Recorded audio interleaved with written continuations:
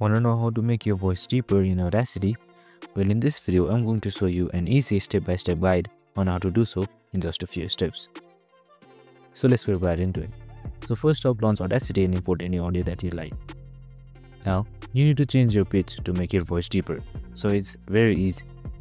So just double click on the track to select the entire track. And let's go to Effects. Now go to Pitch and Tempo. And then select Change Pitch. Now you can simply either just slide the slider, or here is the notes right here. You can also change the notes to make it more accurate. So for now, I'll just change the slider. Right, change the slider to the left to make it more deeper. Now once you're done with your settings, just click apply.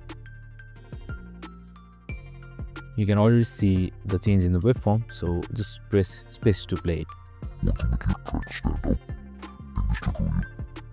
So here you can see the voice is pretty deep.